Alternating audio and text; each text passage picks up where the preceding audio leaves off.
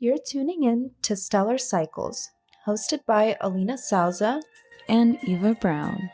Join us weekly as we delve into the science, spirituality, and cultural significance of our feminine cycles. Get ready to align with your natural rhythms, take charge of your patterns, and embrace a holistic approach to feminine wellness. Hello. Oh, wait, no, that's not how we start our episodes. Are all systems go? All systems go. Welcome, our stellar seeds. Welcome back to another episode of Stellar Cycles. Tapping into all about the feminine well that we all have inside us. Yes.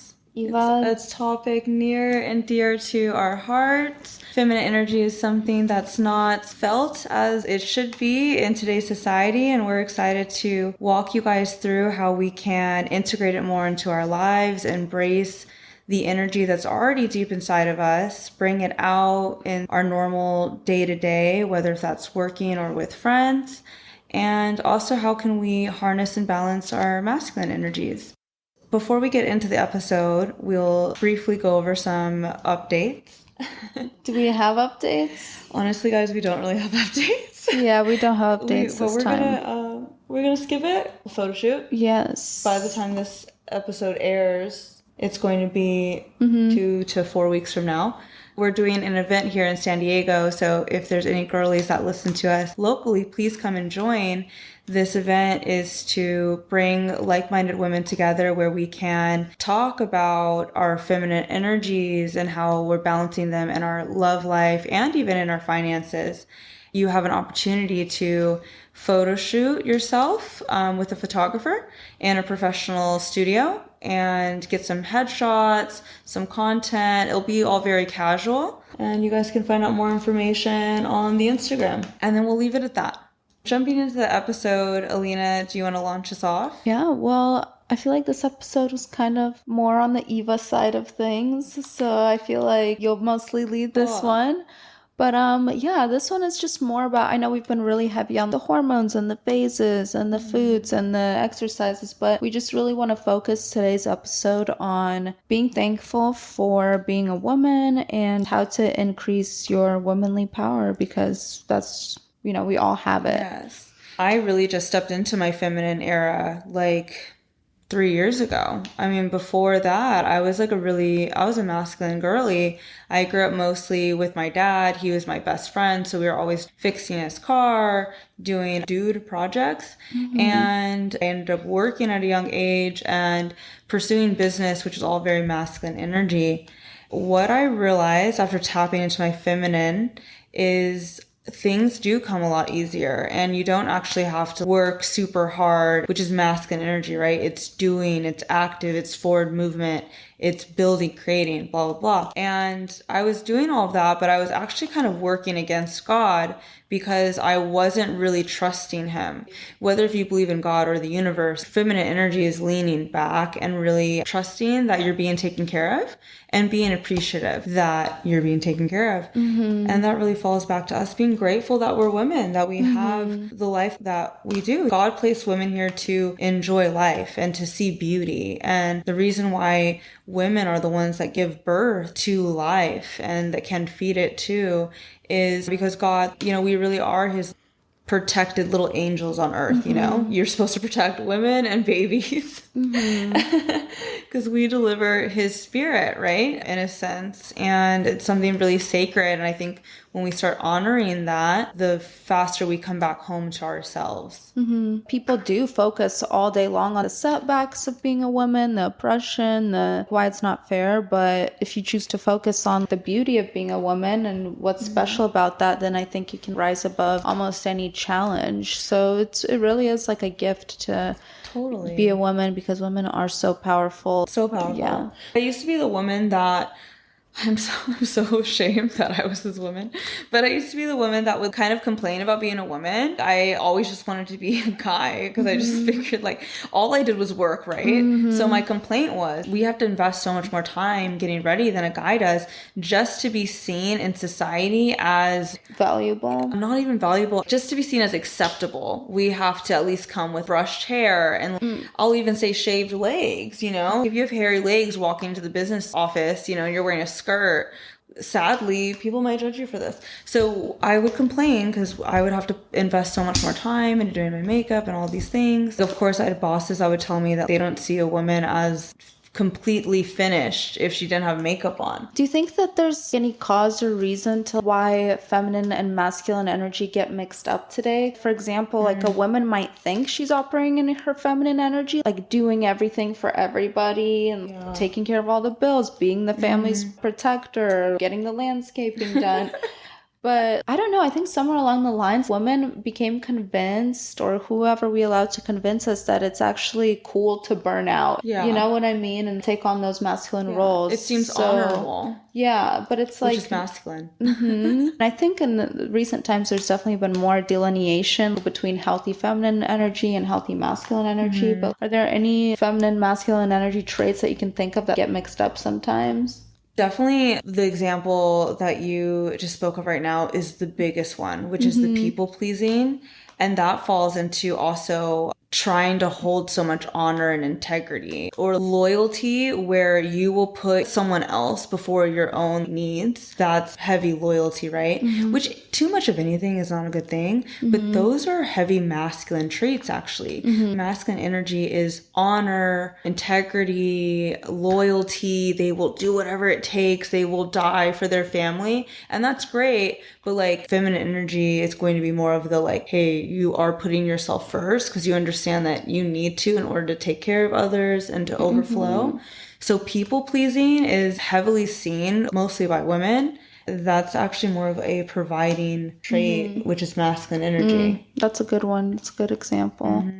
And what about empowered versus disempowered traits of both of these energies? I I love think this one. one could even say toxic masculinity, right? Or toxic femininity, because there's definitely both. Yes. So is that Yes. another word for empowered or disempowered? Yes, you would use them both the same way. And I am trying to, I mean, and forgive me because I'll mess up a million times, but I am trying to not say toxic femininity and masculinity Right. because we all ebb and flow And I think between lack toxic, of disempowered. femininity or lack of masculinity is a better way to describe it than like Always. toxic anything. For sure. It does just come down to someone who's being more toxic or maybe unhealthy or whatever is more leaning into their disempowered traits. And for disempowered feminine traits, it's going to look like gossiping, fearful, doubtful, so insecurity.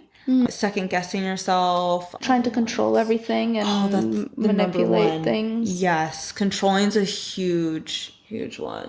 You can tell when you're in these disempowered feelings is when you're, of course, trying to control something, you're trying to make it happen. What you need to do to counteract that is to either lean into your healthy masculine traits. It can help counteract it very quickly. And if you're not there yet, then you can journal about it and then you would lean into the healthy feminine ones. But I'll say personally for me, it was easier for me to recognize a disempowered feminine trait, lean into my masculine trait. So if it was like, let's say if I was having problems with control or something, well, then I would lean into masculine energy. I would control what I could and let go of what I couldn't. And that was like my checks and balances.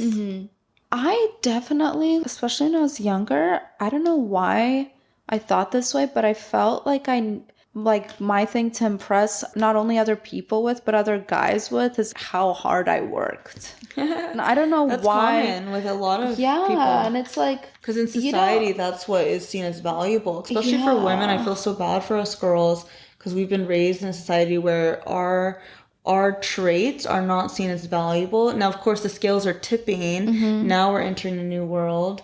But you didn't know that when you're like growing up. You were trying to like, you probably even saw your dad hang out with the two sons and would applaud them maybe if they did something or achieved something, which is normal dad-son behavior. But as a daughter, you're like, oh wait, I want to be yeah. too. And it was really weird because I was like, why was I thinking that the job that I was gonna work the rest of my life needed to be impressive to certain guys when it's like for guys it's a flex to not have a woman that's slaving away for another corporation. It's dope and it's Seriously. beautiful if they work in business together or it's something, you know, I'm not saying that women shouldn't work at all, but the direction that I was going in was, yeah, it was really weird. I was like, why did I want my job to impress other people? You know what I mean? And that's what's great about us learning these types of things now, because I feel like this type of information rounds us out as a human. Because of course you felt that way. We all are born into this world as a blank canvas, and whatever country we're in, those ideologies get painted on us, whether if we say so or not. So like now you're more rounded out and you understand these things. So you know that there's way more worth to who you are than like your job. You know that like you could not work a day in your life, and like your worth isn't tied up in, like, God loves you no matter what, especially like as Christian people. Like that's the number one rule. It's like, and then I feel like that's how you actually pursue something you're passionate about and live a fulfilled life. Exactly. And an empowered feminine trait that I can think of is trust. And that one can be really hard because so many women, and rightfully so, because of what's happened to them or the situations they've had to go through, are very mistrusting of other women, mistrusting of men. Yeah, I think a really good high frequency empowered feminine trait would be being able to trust really well. Just knowing that it's out of your hands and what's done is done and God will take care of it. And I know most people listening to this, I'm sure the percentages are like 80% of people struggle with this because we just live in a society of controlling things and being hyper independent. It took me maybe at least like 2.5 years of practice to really get to a substantial trust in God and the universe. So I just wanted to let you guys know that it's a practice and it might take time. And in order to develop that muscle, I mean, my thing would really just be praying a lot and like doing meditations where I actually lean against something and then constantly asking God for support. Do you have any advice on how to build trust? You know, not always expecting the worst because you put just as much energy into worrying about things. And yeah, patterns are patterns, but at the same time, we put so much energy into basically manifesting the worst case scenario or fantasizing about the worst thing that could go wrong so much that we don't even allow any room for the thing that could go right or for praying to God for like letting it go right. So that's, I think, a good exercise, especially for me, that if something's out of sorts, I don't immediately jump to, oh, like the worst, most negative possible explanation. You know, I just kind of let there be some room for some trust that it could be better. Good affirmations for this, if you guys struggle with that same thing, would be like every morning you're waking up and you're saying things like, I'm excited to see the surprises God is bringing my way, or like God's always pleasantly surprising me, or like I trust that God's always bringing me what I want, if not better, or like I always say like this or something better. My new affirmation this past 2 weeks has been, God, show me how good it can get. I think that will help a lot counteract. And how does femininity work in love versus career? Do you think women get further in their career when they ramp up their masculine side or ramp up their feminine side? So being a woman who's done both, when I was pure in my masculine, that's when I had all these businesses in Arizona, salons, all sorts of stuff. I was really burnt out, overworked, was not taking care of myself. But again, I thought that was the way. A lot more abundance comes to me now, and higher quantities. It also flows to me effortlessly now than when I'm in my feminine, and I use my masculine to execute, of course. But I definitely, life is better when those energies are balanced. I was working harder and getting less when I was in my masculine energy, as opposed to today when my energies are pretty balanced. I'd say 50-50. And I say 50-50 only because I'm working so much now. But if I wasn't working this much, I can even be in an 80-20 and still perform really well. Now, again, everyone's different in your life. You're at different stages. So maybe you have to lean in on your masculine energy to really develop that skill. Or maybe if you want to take 40 years to learn, imagine yourself learning 5 languages at the same time. Okay, well then maybe you're gonna learn it slower, but everyone will just be at a different pace. So just want to remind you of that. I've done several approaches, but I feel like in love, you know, if you're ramping up your feminine energy, then most of the time things go much better than if you were to like clash with him and his masculine energy. Yeah, and this is a really controversial subject. Yeah. These days especially. And of course, you guys know, hey, Lena and I are very much to each your own. Like, take from our podcast what works for you and leave what doesn't, you know? We're just sharing with you guys what works for us and what we've seen. and you guys will test it out in your life and you make the decision, don't come after us, okay? Yeah, no, this is just don't have mostly relating opinions. to ourselves. Yeah. So, can you give our listeners any clear ways to tell which energy they're operating in and how they can switch over and balance their energies? Yeah. Masculine energy is in the head and your feminine energy is in the body. Knowing that always helped me the most when I was trying to train myself to not be in masculine. Because mind you, for like half a year, it didn't feel natural in my body to not be doing something, relaxing, sitting down. So that's like the number one flag for me is when I hear someone say, I can't vacation. I don't know how to sit down. I don't know how to relax. Like I need to do something. Yeah, it can sound really good and healthy, but it actually is not. Our body needs both energies to heal, just like your parasympathetic versus your sympathetic nervous system. That's two yin and yang energies. You need both. If you yourself are saying things like that, then you're in masculine. And to counteract it, you kind of do need to sit with that stillness and start to meditate. And you probably should be urgent about that, because if you're in your masculine for too long, that means your body is not turning on its parasympathetic nervous system, which means it's not resting and digesting, which means it's not healing. You have extra levels of cortisol in your body because you're just accustomed to high levels of stress. For feminine energy, because hey, you shouldn't always be in your feminine energy either, right? We have to be smart about how we use this. And a good place to start is to research Eastern medicine, because it talks a lot about feminine and masculine energies and how to use them in regards to your chi energy, which is your life force energy. And using this type of energy at different times of the day will help accelerate your life force energy, which means accelerates your longevity in life in general, not just for the day. So if you're overactive in your feminine energy, then that means you're going to be very flustered. You're not going to have a plan. You're going to be more in your body. So maybe you'll be ditzy, more forgetful. I always tease and say that a ditzy woman is a sign of a well taken care of woman, because typically it's from them just being in their feminine energy, not in their headspace, because either their father or their lover or their best friends, men that are around them, are really taking care of them. They don't have to think sharply about anything, huh? Yeah, and I think that's great. Yeah. She gets to just enjoy life. Now I really endear it. I'm like, go you, girl. That's just a couple ways that you can tell the difference. And should we leave them with some examples of how to, since this is about tapping into your feminine well, little things you can do here and there to feel more feminine? I'm going to start off with saying wearing dresses or long dresses, even if it's a weekday. Why always wait to wear the nice things that you have? Wear your nice outfit to the post office, wear it to Whole Foods, who cares? But I think that anytime I'm in a dress, I just instantly feel like a lot more feminine energy. Yes, I agree. I mean, definitely that. And then for the girls that are not into dresses, because ideally everyone needs to tap into feminine energy. Even a girl that doesn't want to be feminine, even guys need to do it too, right?